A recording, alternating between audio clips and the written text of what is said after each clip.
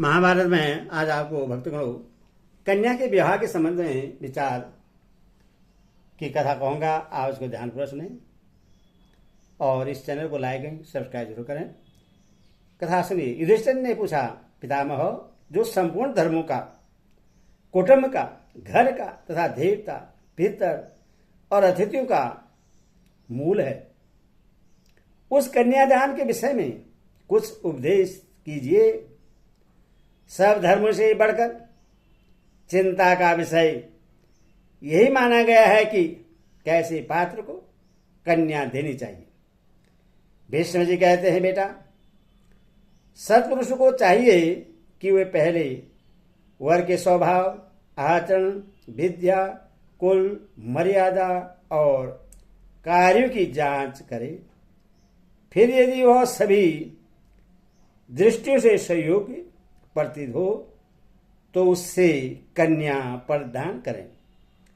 इस प्रकार योग्य वर को बुलाकर उसके साथ कन्या का विवाह करना उत्तम ब्राह्मण का धर्म विवाह है। जो दहेज आदि के द्वारा वर को अनुकूल करके कन्यादान किया जाता है, वह श्रेष्ठ क्षेत्रियों का सनातन धर्म छात्र विवाह कहलाता है। अपने माता पिता के पसंद किए हुए वर को छोड़कर कन्या जिसे पसंद करती हो तथा जो कन्या को चाहता हो, ऐसे वर के साथ कन्या का विवाह करना वेद वेदाओं के द्वारा गार्धव विवाह कहा गया है। कन्या के बंधु बांधवों को लोभ में डाल बहुत सा धन देकर जो कन्या को खरीद लिया जाता है, उससे मनुष्य पुरुष असुर का धर्म असुर विवाह कहते हैं।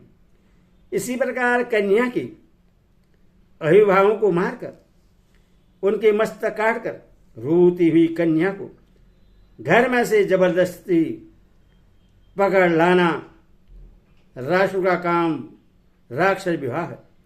इन 5 ब्रह, छात्र, गार्धव, असुर और राक्षस विवाह में से पूर्व के 3 विवाह धर्मानुकूल हैं और शेष 2 पामय हैं। असुर और राक्षस विवाह कदापि नहीं करने चाहिए। जिस कन्या के पिता और भाई न हो, उसके साथ कभी विवाह नहीं करना चाहिए, क्योंकि वह पुत्रिका धर्म वाली मानी जाती है। यदि पिता, भ्राता आदि ऋतुमती होने के पहले कन्या का विवाह न कर दें तो ऋतुमती होने के पश्चात 3 वर्ष तक कन्या अपने विवाह की बाट देखे। 4थे वर्ष लगने पर वह स्वयं ही किसी को अपना पति बना ले। ऐसा करने से उसकी संतान निकृष्ट नहीं मानी जाती। जो इसके विरुद्ध आचरण करती है उसकी निंदा होती है। जो कन्या माता की सपिंड और पिता के गोत्र की न हो, जो कन्या माता की सपिंड और पिता के गोत्र की न हो, उसी के साथ विवाह करना मनुष्य ने धर्मकुल बतलाया है। युधिष्ठिर ने पूछा, पितामह, यदि एक मनुष्य ने विवाह पक्का करके कन्या का शुल्क मूल्य दे दिया हो, दूसरे ने शुल्क देने का वादा करके विवाह पक्का किया हो, तीसरा उसे कन्या को बलपूर्वक ले जाने की बात कर रहा हो, चौथा उसके भाई बंधु को विशेष धन का लोभ दिखलाकर विवाह करने को तैयार हो, और 5वां उसका पाणी ग्रहण कर चुका हो, तो धर्म तो हो कन्या किसकी पत्नी मानी जाएगी। भीष्म जी ने कहा, युधिष्ठिर, कन्या के भाई बंधु जिस कन्या को धर्मव्रत पाणी ग्रहण की विधि से दान कर देते हैं अथवा जिससे शुल्क देकर दे डालते हैं, उस कन्या को धर्मपूर्वक विवाह करने वाला अथवा शुल्क देकर खरीदने वाला यदि अपने घर ले जाए तो इसमें किसी प्रकार का दोष नहीं होता। कन्या के कुटुंबजनों की अनुमति मिलने पर वैवाहिक मंत्र और होम का प्रयोग करना चाहिए, तभी वो मंत्र सफल होते हैं।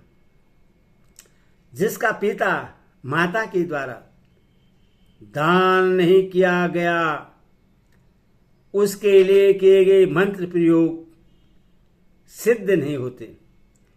पति और पत्नी में जो परस्पर मंत्रोच्चारण पूर्वक प्रतिज्ञा होती है वह श्रेष्ठ मानी जाती है, और यदि उसके लिए बंधु बांधवों का समर्थन प्राप्त हो तब तो और उत्तम है।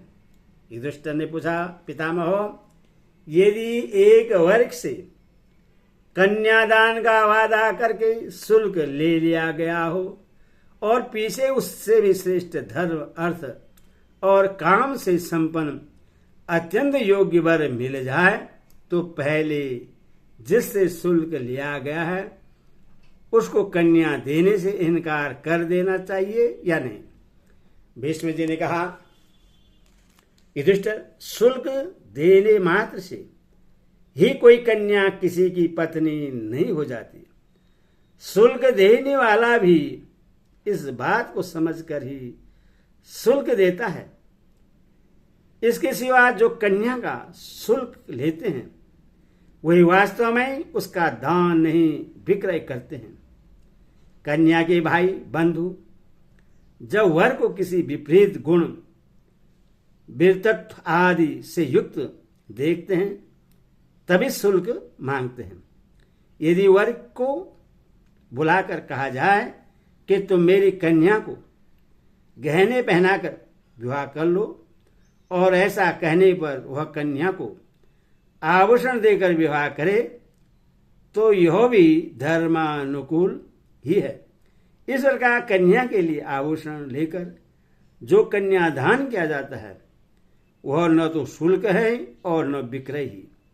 कन्या के लिए कोई वस्तु स्वीकार करके उस कन्या का दान करना सनातन धर्म है। जो लोग भिन्न भिन्न व्यक्तियों से कहते हैं कि मैं आपके साथ कन्या का विवाह करूंगा, आपको अपनी कन्या न दूंगा और आपको अवश्य दूंगा, उनकी ये सभी बातें कन्या देने के पहले नहीं कह के ही बराबर है। महर्षियों का मत है कि अयोग्य वर को कन्या नहीं देनी चाहिए, क्योंकि संयोग्य पुरुष को कन्यादान करना ही काम संबंधी सुख तथा संयोग्य संतान की उत्पत्ति का कारण है। कन्या के क्रय विक्रय में बहुत रोष के दोष हैं। इस बात को तुम अधिक काल तक सोचने विचारने के बाद समझ सकते हो। केवल कीमत देने या लेने से ही कोई कन्या किसी की पत्नी नहीं हो सकती, ऐसी बात पहले भी कभी नहीं हुई थी। यदि कहो शुल्क से ही पत्नी तत्व का निश्चय होता है, केवल पाणी ग्रहण से नहीं, तो यह कथन ठीक नहीं है, क्योंकि इसके विरुद्ध स्मृति का वचन है, जिसने शुल्क ले लिया हो वह पिता भी दूसरा संयुक्त वर मिलने पर उसी का आश्रय ले, उसी के साथ कन्या विवाह। जो लोग शुल्क से ही पत्नी तत्व का निश्चय होना स्वीकार करते हैं, पानी ग्रहण से नहीं, उनके कथन को धर्मज्ञ पुरुष प्रमाण नहीं मानते। कन्या का दान ही लोक में प्रसिद्ध है, खरीद कर या जीत कर लाना नहीं। कन्यादान ही विवाह कहलाता है।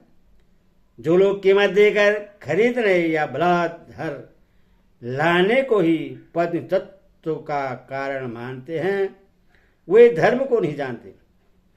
खरीदने वालों को कन्या नहीं देनी चाहिए तथा जो बेची जा रही हो ऐसी कन्या से विवाह नहीं करना चाहिए, क्योंकि पत्नी खरीदने बेचने की वस्तु नहीं है।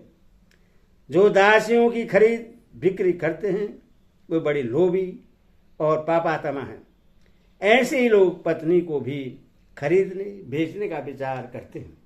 इस विषय में पूर्व काल के लोगों ने सत्यवान से प्रश्न किया, महाप्राग, यदि कन्या का शुल्क देने के पश्चात शुल्क देने वाले की मृत्यु हो जाए तो उसका दूसरे के साथ विवाह हो सकता है या नहीं? उनका यह प्रश्न सुनकर सत्यवान ने कहा, जहां उत्तम पात्र मिलता हो वही कन्या देनी चाहिए। इसके विपरीत कोई विचार मन में नहीं लाना चाहिए। शुल्क देने वाला जीवित हो तो भी सहयोग भर के मिलने पर सज्जन पुरुष उसी के साथ कन्या का विवाह करते हैं। फिर उसके मर जाने पर अन्यंत्र करें, इसमें तो संदेह ही क्या। कन्या का पाणी ग्रहण होने से पहले का विवाहिक मंगलाचार हो जाने पर भी यदि दूसरे सहयोग भर को कन्या दे दी जाए तो दाता को केवल मिथ्या भाषण का पाप लगता है। पाणी ग्रहण से पूर्व कन्या विवाहित नहीं मानी जाती है। सप्तपदी के 7वें पद में विवाहिक मंत्रों की समाप्ति होती है, अर्थात सप्तपदी की विधि पूर्ण होने पर ही कन्या में पत्नी तत्व की सिद्धि होती है।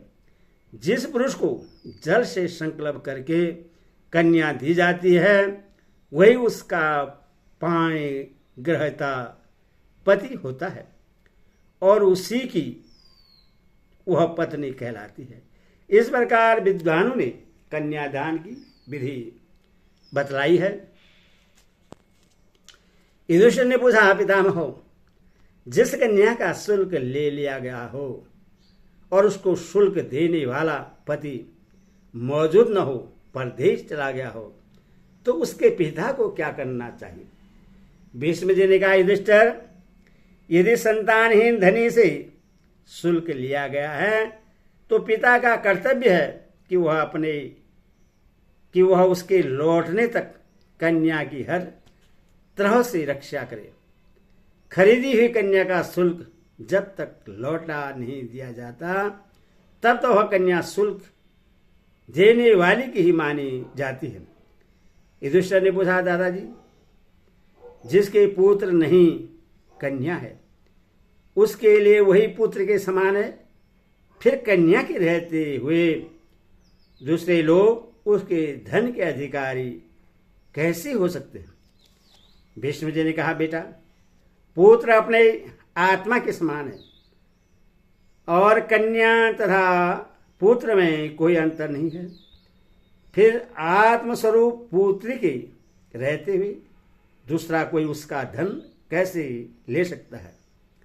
माता को जो दहेज में धन मिला होता है उस पर कन्या का ही अधिकार है, और जिसके कोई पुत्र नहीं है उसके धन को पाने का अधिकारी उसका नाती दोहित्र ही है, क्योंकि वह अपने पिता और नाना को भी पिंड देता है। धर्म की दृष्टि से पुत्र और दोहित्र में कोई भेद नहीं है। यदि पहले कन्या उत्पन्न हुई और वह पुत्र रूप में स्वीकार कर ली गई तथा उसके बाद पुत्र भी पैदा हुआ तो वह पुत्र उस कन्या के साथ ही पिता के धन का अधिकारी होता है, किंतु और उस पुत्र को उस धन का अंश मिलता है।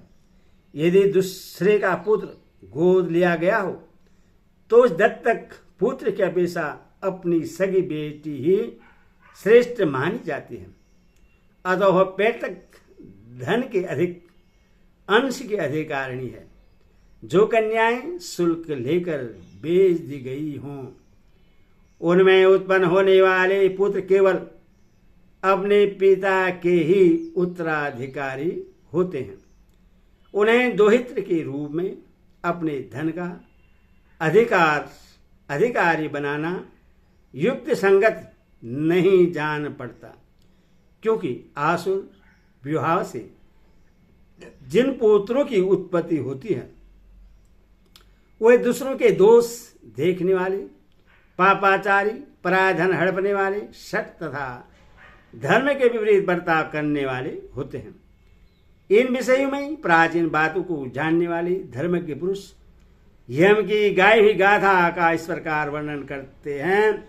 जो मनुष्य अपने पुत्र को बेचकर धन पाना चाहता है अथवा जीविका के लिए शुल्क लेकर कन्या को बेच देता है, वह अत्यंत भयंकर कालसूत्र नामक नरक में पड़कर अपने ही पसीने और मल मूत्र का भक्षण करता है। जो किसी कुमारी कन्या को बलपूर्वक अपने बस में करके उसका उपभोग करते हैं, वे पापी अंधकारपूर्ण नरक में पड़ते हैं।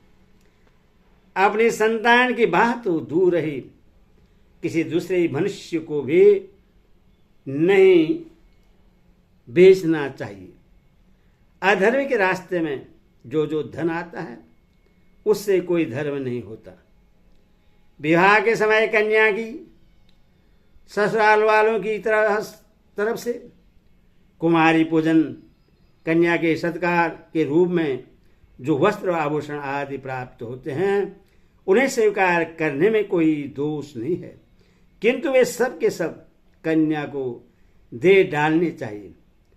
अपना विशेष कल्याण चाहने वाले पिता, भाई, ससुर और देवरों को चाहिए कि वे कन्या को वस्त्र आभूषण आदि देकर उसका सम्मान करें। यदि स्त्री की रुचि पूर्ण न की जाए तो वह पुरुष को प्रश्न नहीं कर सकती और उस अवस्था में पुरुष की संतान वृद्धि नहीं हो सकती। इसलिए स्त्रियों को सदा सत्कार और प्यार करना चाहिए। जहाँ स्त्रियों का आदर होता है वहाँ देवता लोग प्रसन्नतापूर्वक निवास करते हैं।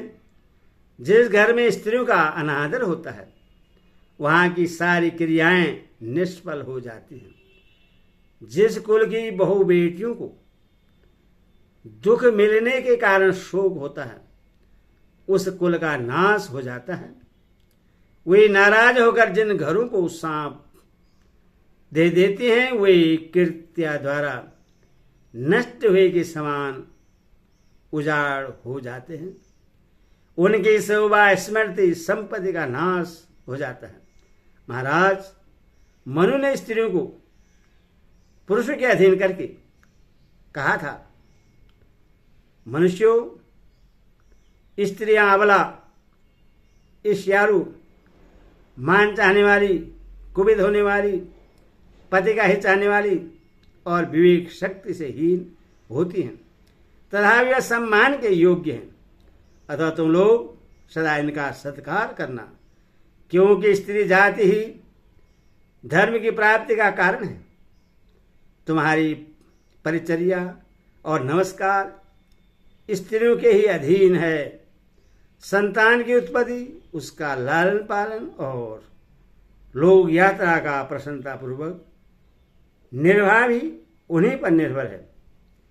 यदि तुम लोग स्त्रियों का सम्मान करोगे तो तुम्हारे संपूर्ण कार्य सिद्ध हो जाएंगे। स्त्री के कर्तव्य के संबंध में राजा जनक की पुत्री ने एक श्लोक का गान किया है जिसका सारांश इस प्रकार है।